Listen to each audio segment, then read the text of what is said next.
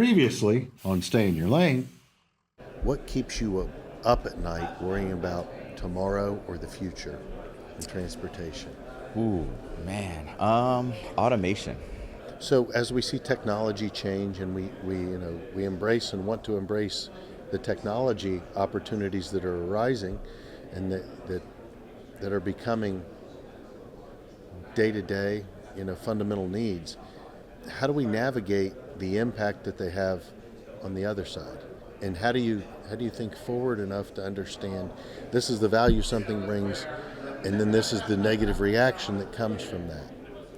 I think you have to know where you're going in your prospective business models and plans for the future. You have to understand what your objectives are to be able to answer that question and know how it's going to impact you long term. So, we've seen a shift. We talk Absolutely. about priorities change. Mm-hmm. Their personal time becomes more important. It's a change in motivation. It's a change in how we're going to motivate our workforce. It's a change in the buying habits.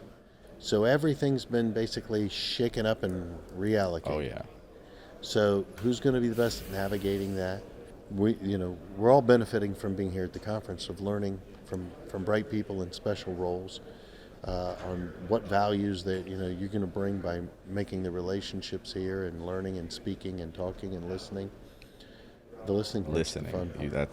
That's the key. Keyword, listening. That's correct. A lot of people don't know that that's part of communication, is listening. It's a big part. Can't be a good communicator if you don't know how to listen.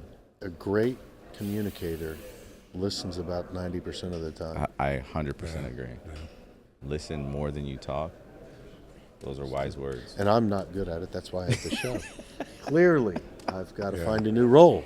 At 50 years old, I've got to find a new career. But no, I think that you bring up some great points.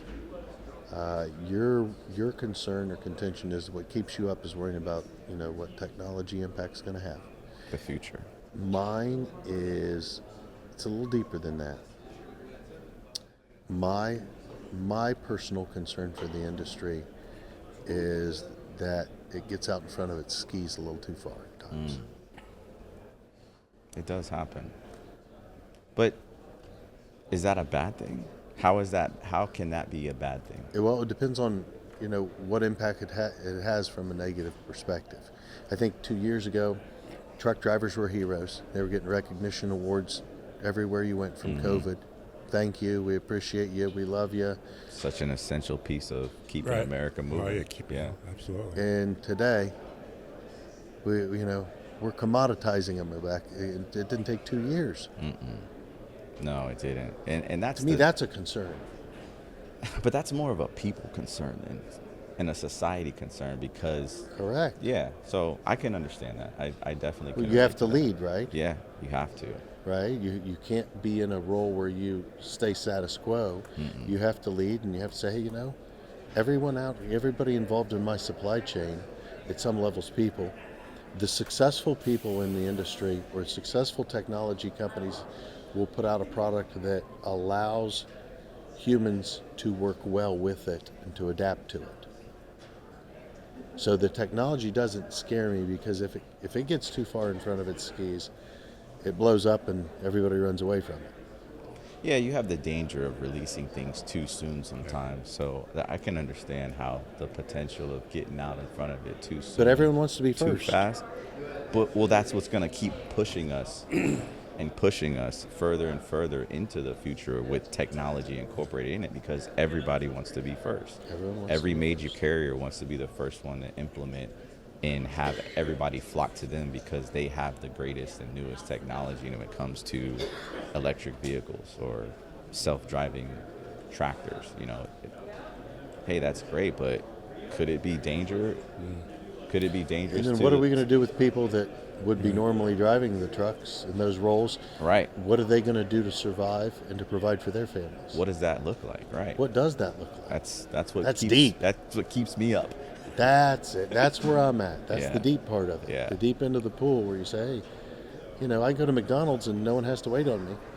It's all kiosks now, right? Well, we're already there. Yeah. I think I saw an article somewhere where McDonald's opened up their first fully automated, self-sustaining Right. restaurant. Yeah, there's nobody in the restaurant. I'll have to find the article. Yeah, that's I'll pretty. send it That's to you. pretty It's- scary. Will you send it to me? Yeah, I will. I'll I wanna find it see and send this. it to you. It That's was. pretty I was scary. like, what? I'm probably here. gonna have to go to check for consistency of the product. Yeah. I mean, I don't go because I like McDonald's just as much. I mean, I do like McDonald's, especially at breakfast. Who doesn't love their fries, right? Right. Oh, man. And the Coke at McDonald's is phenomenal. Yeah. I don't know why they have a different recipe or something's different. But Yeah. I don't know. I don't know. Them fries are good though. They are. They are. They are. And the McDouble. I'm a Big Mac guy. I like. Are you? Yeah. Well, I was. I haven't eaten at McDonald's in years, but Big Macs were my go-to. Yeah. Yeah. I tried that eat and clean thing. It wasn't what it was No. cracked up to be for me. I'm still on it, man. It's Good for you. Yeah, it's working.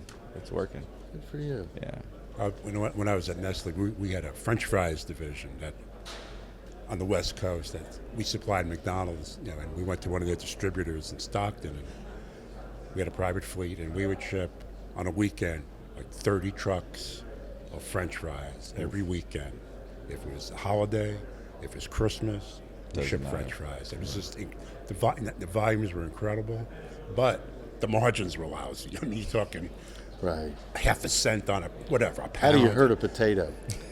The margins were It's lousy. like hauling hand grenades. But the volume is incredible. I never knew that many French fries were in the world. I'm a fry fanatic. Oh yeah. And you talk about margins, and that's something that it spins in my mind as well too when you talk about autonomous vehicles, and because I know there was a company that was piloting some self-driving tractors hauling some freight, but they had a driver Yeah. in the Co-pilot. passenger seat, Yeah, a co-pilot, co-pilot, yeah. right? So, you know, from a margin perspective, what does that look like? Yeah. You know, are you passing that cost on to the end customer, to the shipper? I think that was for R&D. Yeah, but if it comes to fruition, wouldn't you? If I'm a shipper, I would feel more comfortable having that flexibility or knowing that there's somebody there in case of an emergency, because the last thing you want is one of your loads going down the street and something happens and nobody's behind the wheel. What? Yeah, no, I don't want. We all have a We don't want that kind of, responsibility to the general attention. public Exactly. that comes first.